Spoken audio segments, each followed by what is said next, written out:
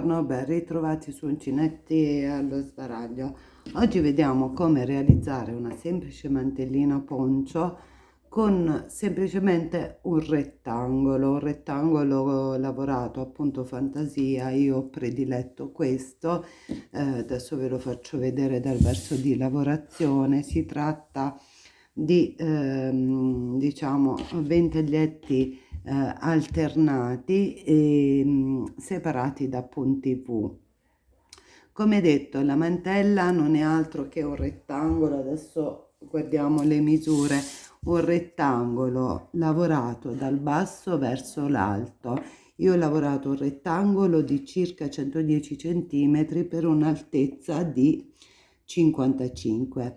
Una volta terminato il mio rettangolo, ho piegato in due, ottenendo una forma del genere, cioè il rettangolo piegato in due, in cui appunto la base adesso sarà la metà di 110, l'altezza 55. Sulla parte superiore, cosa ho fatto? Sono andata a lasciare dove viene piegato l'apertura, un'apertura per il collo per infilare la testa. Ho messo un marcatore a 28 centimetri e poi sono andata a cucirmi tutto questo lato, 28 centimetri circa, perché poi essendo appunto i due lati, è di circa 60 centimetri l'apertura per la testa. Questo lato resta aperto, l'unica cucitura da fare quindi è sul bordo superiore. Rivediamo un attimo la mantella o poncio e così vediamo le cuciture. Cosa ho fatto? Una volta terminato il mio rettangolo, siccome mi piaceva il motivo, ve lo faccio vedere in basso, il motivo appunto sotto che si andava a formare con gli archetti, sono andata a fare le cuciture dove avevo iniziato il lavoro, quindi sul basso del rettangolo. Come detto, ho piegato il mio pannello in due, sono andata a lasciare dal punto in cui l'ho piegato 28 centimetri, ho messo un marcapunti, poi sono andata a cucirmi tutto questo pezzo, il restante pezzo, fino alla fine. Come vedete, l'altezza del poncio della mantella è libera, non viene cucita, così una volta indossato prende una forma triangolare sul corpo. Io ho deciso appunto di fare i 60 centimetri. Qualcuno potrebbe magari aver bisogno di un'apertura più piccola, diciamo in base alla vostra mano e al vostro gusto. Per poter aggiustare poi l'apertura si potrebbe andare a ripassare con delle maglie basse o delle mezze maglie alte il bordo, cioè la parte del collo, oppure decorarla con diciamo un collo lavorato. Io l'ho lasciato semplice perché ancora non so, la vorrei indossare appunto su più capi e quindi non l'ho chiusa diversamente. Come detto, abbiamo utilizzato questo punto fantasia. Il punto fantasia lo potete decidere come meglio credete. Io ho prediletto questo perché mi piaceva molto poi questa tramatura che si crea lineare. Come detto, sono dei ventagli sfalsati e separati da punti V. Vi faccio vedere un campione, un paio di giri per come realizzarlo e poi potete procedere tranquillamente da soli. Allora, prendiamo il nostro filo, carichiamo l'uncinetto. Io lascio un po' di filo, questo è una lana già utilizzata in precedenza, quindi riciclata. Vado a montarmi un multiplo di 5 catenelle, 1, 2, 3, 4, 5, 6, 7, 8, 9, 10, 11, 12, 13, aspettate, 12, 13, 14, 15, 15 catenelle. Adesso cosa faccio? Mi alzo di 3 punti, 1, 2 e 3 e nella catenella di base vado a lavorare una maglia alta.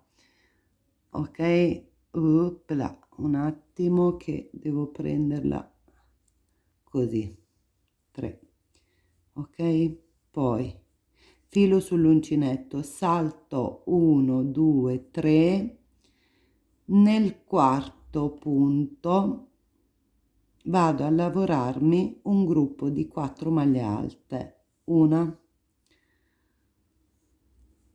2 3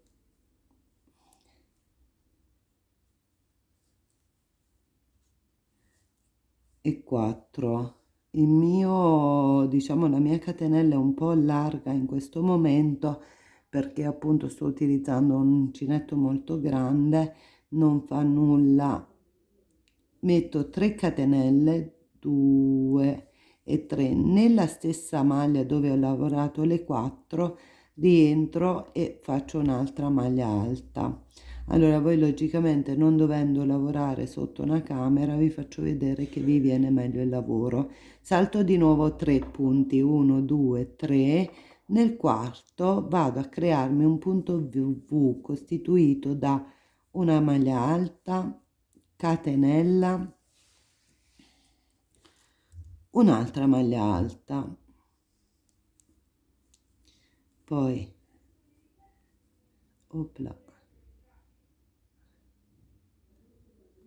così, poi filo sull'uncinetto, salto 3, 1 2 3, 1 2 3, nella quarta faccio lo stesso procedimento, 4 maglie alte, 3 catenelle di separazione, 2 3 4, 3 catenelle di separazione, 2 3, nello stesso punto vado a mettere un'altra maglia alta, poi filo sull'uncinetto, mi sposto 1 2 3 e vado a realizzare al fondo un altro punto V. In realtà nel punto finale, diciamo, dovete, più che realizzare, vi ho detto una sciocchezza, realizzate 2 maglie alte vicine, cioè qui mi ero dimenticata di dirvelo che i giri devono essere iniziati con 2 maglie alte e finiti con 2 maglie alte, pertanto il multiplo è di 5, ma non utilizzate i numeri tondi, cioè quelli che finiscono con lo 0, tipo 10 20 30 40, ma utilizzate il 15, il 25, il 35, 45. Allora non faccio il punto V laterale, così il lato mi resta più solido, perché se no così poi dovremmo andare a contornare il bordo per rendere un attimo più fermo anche il laterale. Fatti queste 2 maglie alte, faccio 3 catenelle per sollevarmi, giro il lavoro, nella prima maglia alta lavorata rientro e faccio un'altra maglia lavorata, poi nello spazio dove avevo creato i ventagli con questo spazio di 3 catenelle vado a lavorarmi 4 maglie alte, 1 2 3 4, 3 catenelle di separazione, 2 e 3, maglia alta nello stesso spazio e mi sposto, vado nel mio punto V senza aggiungere nulla, nel mio punto V vado a crearmi un altro punto V, uno nell'altro, passo nello spazio di 3 catenelle, faccio 4 maglie alte, 3 catenelle, una maglia alta, 1 2 3 4, 3 catenelle, 1 2 e 3, un'altra maglia alta, vado nell'ultima coppia di maglie alte e faccio una maglia alta, una maglia alta, 2 maglie alte, vediamo l'inizio del terzo giro, 3 catenelle, 1 2 3, volto il lavoro nella prima maglia alta, faccio un'altra maglia alta, mi sposto questa volta nelle 3 catenelle e faccio 4 maglie alte, 2 3 4, 3 catenelle, 2 e 3, maglia alta nello spazio, e questo è in pratica il giro da dover ripetere per tutto il lavoro. Adesso qui fatto con pochi punti e diciamo lavorato anche largo, mi diventa si vede molto largo come lavoro. Comunque l'alternanza è questa: una volta si fa da un lato il gruppetto di 4 maglie alte e la catenella, e scusate, lo spazio di 3 catenelle e la maglia alta, e la volta successiva al contrario. Io il mio lavoro l'ho fatto con del filato di lana, adesso ve lo faccio vedere. Qui ho utilizzato un uncinetto più grosso perché appunto la lana era stata già lavorata, quindi preferivo vedere in questo modo. Vedete, qui il disegno si vede perfettamente, cioè cosa succede? Da questa parte abbiamo 4 maglie alte, 3 catenelle e poi la maglia singola e il punto V. Sopra, quando ritorniamo, cosa succede? Che nello spazietto si creano le 4 maglie alte, 3 catenelle, una maglia alta poi all'interno dello stesso spazietto, e proprio per questo si creano questi ventaglietti, queste conchigliette, ventaglietti, come volete chiamarli voi, prima da un lato e poi dall'altro, alternati, e crea appunto questa linearità geometrica in tutta la struttura. Ci sono alcuni motivi in cui non viene nemmeno messo diciamo, la riga dei punti V, ma io l'ho voluto fare per rendere più geometrico e stabile tutto il lavoro.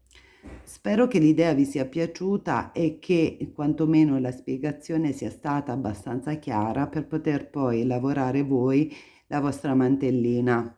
Super semplice e pratica, soprattutto appunto nelle mezze stagioni. Mi auguro di cuore che il video vi sia piaciuto. Se così, mi raccomando, lasciate like e iscrivetevi al canale. Buona creatività da Uncinetto allo sbaraglio.